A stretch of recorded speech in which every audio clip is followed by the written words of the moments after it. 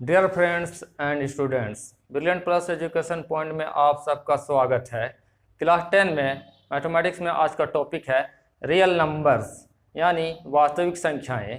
तो आज हम लोग वास्तविक संख्याएं रियल नंबर्स में सीखेंगे यूक्लिड विभाजन प्रमेयिका यानी यूक्लिड डिवीजन लेम्मा। आइए सीखते हैं बिल्कुल सिंपल और सरल भाषा में। यूक्लिड विभाजन प्रमेयिका, यूक्लिड डिवीजन लेम्मा। इसमें एक फॉर्मूला है भाज्य बराबर भाजक गुना भागफल प्लस शेषफल। इंग्लिश में dividend is equal to divisor into quotient plus reminder. Short form में इसी को दिया गया है A is equal to B Q plus R. यहाँ पर हम लोग समझने की कोशिश करेंगे कि भाज्य क्या है, भाजक क्या है, भागफल क्या है और शेषफल क्या है। तो जिस नंबर को या जिस संख्या को भाग किया जाता है वो भाज्य कहलाता है। जिस नंबर से या जिस संख्या से भाग दिया जाता है उसको भाजक कहते हैं। और भाग करने के बाद जो हमारा रिजल्ट आता है उसे भागफल कहते हैं। और भाग करने के बाद भी अगर कुछ संख्या बच जाता है जिसमें पूरी भाग नहीं जाता है तो उस बचे हुए संख्या को हम लोग शेषफल कहते हैं। यानी जिस नंबर को हम लोग डिवाइड करते हैं उसे डिविडेंड कहते हैं। जिस नंबर से डिवाइड किया जाता है उसे डिवाइजर कहते हैं। और डिवाइड करने के बाद जो नंबर ऑब्टेन होता है, जो प्राप्त होता है, उसे हम लोग क्वोशंट कहते हैं। डिवाइड करने के बाद भी कुछ नंबर बच जाते हैं तो उसे हम लोग रिमाइंडर कहते हैं। यूक्लिड विभाजन प्रमेयिका में हम लोग इसी चीज़ को समझने की कोशिश करेंगे। यहाँ भाज्य को ए से दिखाया गया है, भाजक को बी से दिखाया गया है, भागफल को क्यू से दिखाया गया है और शेषफल को आर से दिखाया गया है। यानी डिविडेंड ए हुआ, डिवाइजर बी हुआ, क्वोशंट क्यू हुआ और रिमाइंडर आर हुआ। यहाँ एक चीज़ ध्यान देना है कि आर का जो वैल्यू होगा, जो आर का जो मान होगा वो 0 से बड़ा या 0 के बराबर होगा। और बी जो होगा हमेशा आर से यानी कि रिमाइंडर से बड़ा होगा, शेषफल से बड़ा होगा। तो आइए इसे एक उदाहरण के साथ हम लोग समझते हैं।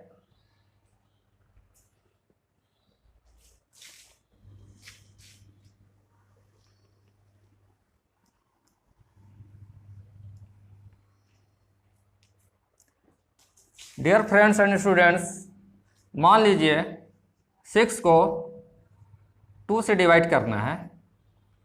पहले हम छोटे नंबर से देखते हैं। 2 का टेबल्स हम लोग 3 टाइम्स पढ़ेंगे। 2 3 जा 6, शेषफल बचेगा रिमाइंडर 0। अब यहाँ पर 6 जो है ये डिविडेंड है, भाज्य है और 2 से इनको डिवाइड कर रहे हैं तो 2 हमारा डिवाइजर हो गया यानी कि भाजक हो गया।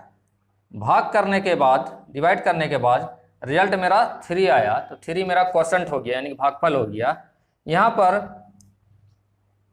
6 में 2 से पूरी भाग चला गया है यानी कि पूरी डिवाइड हो चुका है। इससे शेषफल यानी कि रिमाइंडर हमारा 0 आ रहा है। अब यहाँ हम लोग पर देखेंगे कि अगर हम लोग भाजक और भागफल को गुना करके उसमें शेषफल को जोड़ दिया जाए तो भाज्य वापस मिल जाता है। यानी डिवाइजर को क्वोशंट से इंटू कर दिया जाए और उसमें रिमाइंडर को ऐड कर दिया जाए तो डिविडेंड वापस मिल जाता है। इसी चीज़ को यूक्लिड विभाजन प्रमेयिका ने साबित किया है। देखते हैं 2 into 3 plus 0 is equal to 6। अब यहाँ पर 2 क्या था? 2 मेरा भाजक था यानी कि बी। 3 क्या है? क्वोशंट भागफल है जिसको हम लोग बोलते हैं क्यू। और शेषफल मेरा रिमाइंडर बचा था 0 यानी कि आर रिमाइंडर। और ये मेरा भाज्य है डिविडेंड, इसको बोलते हैं ए। यही यूक्लिड विभाजन प्रमेय का है, यानी कि यूक्लिड डिवीजन लेम्मा है। तो सीधा करके लिख सकते हैं आप, A is equal to B Q plus R. अब यहाँ पर आप देख सकते हैं, जैसे मैंने बताया था कि आर का जो वैल्यू होता है हमेशा बी से छोटा होता है। एक उदाहरण के साथ और हम लोग देखते हैं।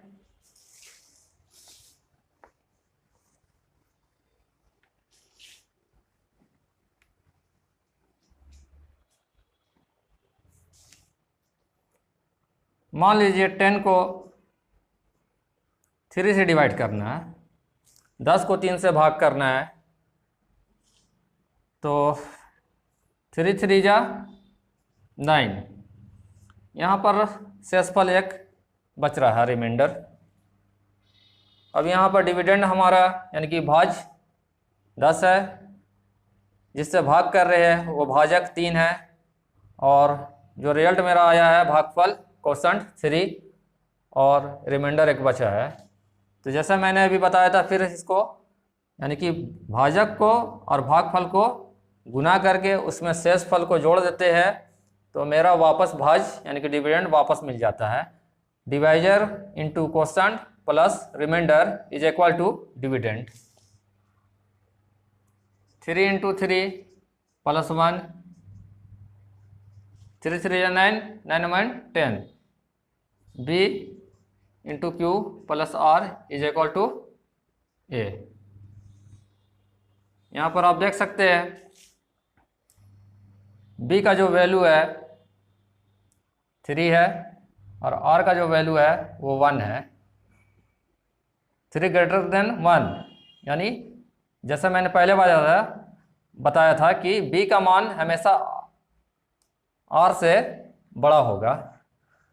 Dear friends and students, Euclid विभाजन प्रमेय में इसका इस्तेमाल है कि किसी दो धनात्मक संख्याओं का हम लोग मासा यानी कि महत्तम समापवर्तक पता करने में करते हैं।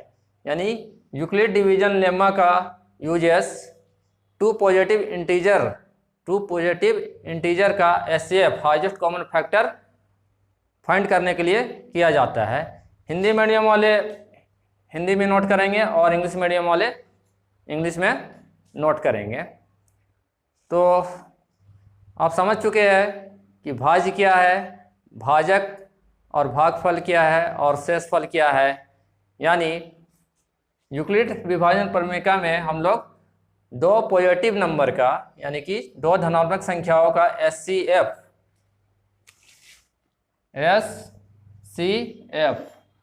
हाईएस्ट कॉमन फैक्टर महत्तम समापवर्तक, यानी कि इसी को हम लोग शॉर्ट में हिंदी में मासा कहते हैं और इंग्लिश में शॉर्ट में एचसीएफ कहते हैं। तो वास्तविक संख्याओं में हम लोग यूक्लिड विभाजन प्रमेय का इस्तेमाल से एचसीएफ दो धनात्मक संख्याओं का मासा यानी कि टू पॉजिटिव इंटीजर का एचसीएफ निकालना सीखेंगे। इनके और भी यूजेस है, उपयोग है यूक्लिड विभाजन प्रमेय का थ्योरम को प्रमेय को साबित करने में। डियर फ्रेंड्स एंड स्टूडेंट्स, ये आपका एनसीईआरटी बुक का रहा एक्सरसाइज 1.1 यानी प्रश्नावली 1.1।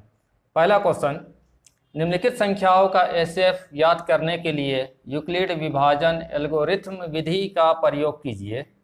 Use Euclid division algorithm to find the HCF of following numbers. Question 1, 135 और 225 का एचसीएफ निकालना है। नंबर 2, 196 और 38,220 का यहाँ पर एचसीएफ निकालना है। नंबर 3, 867 और 255 का एचसीएफ निकालना है। यहाँ पर आप देख सकते हैं 135 और 225 दो पॉजिटिव इंटीजर है, यानी दो धनात्मक पूर्णांक है या दो धनात्मक संख्या है। तो आइए पहले 135 और 225 का हम लोग एचसीएफ यानी कि हाईएस्ट कॉमन फैक्टर मासा पता करते हैं यूक्लिड विभाजन एल्गोरिथम विधि से। तो यहाँ पर हम लोग 135 और 225 का एसएफ पता करते हैं। सबसे पहले यहाँ पर हम लोग ये ध्यान देंगे कि 135 225 से छोटी संख्या है, तो बड़ी संख्या को हम लोग यानी 225 को अंदर रखेंगे और 135 को बाहर रखेंगे। ये हमारा भाज्य हो गया यानी डिविडेंड, और 135 भाजक यानी डिवाइजर हो गया।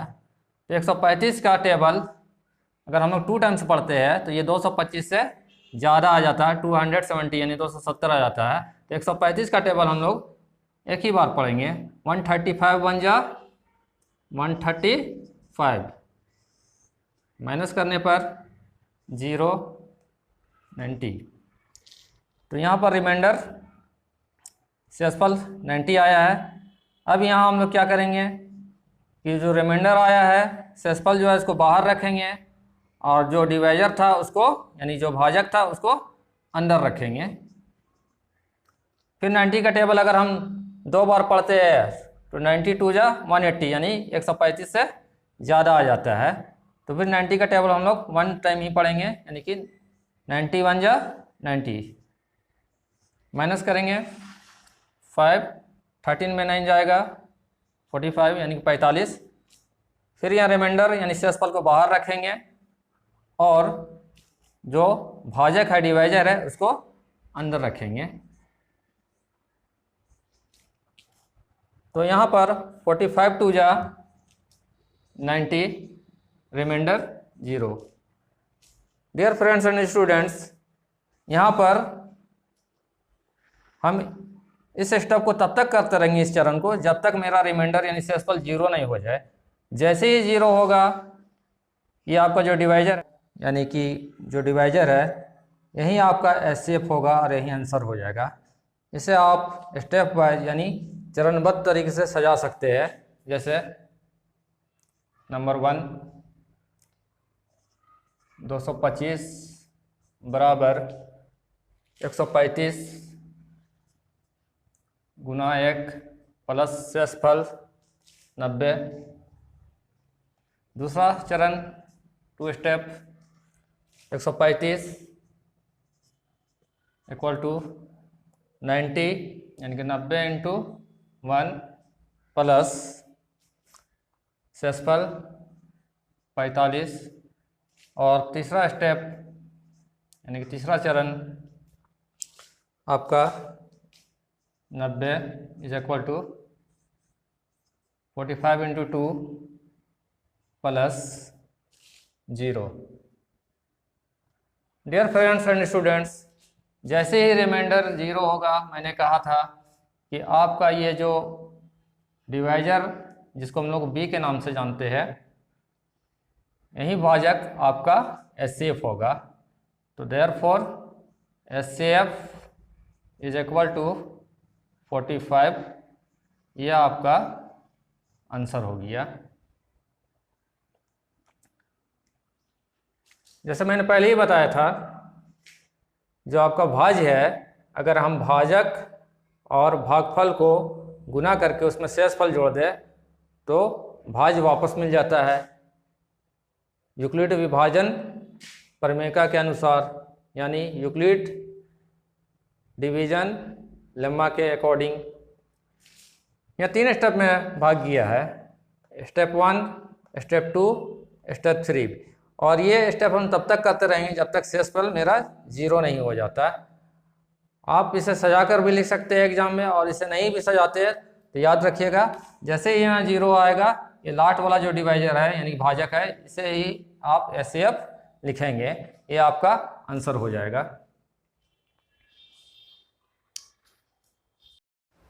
तो फ्रेंड और स्टूडेंट्स, आप बाकी के 2 क्वेश्चन बी और सी नंबर इसी तरह से आप सॉल्व कर सकते हैं।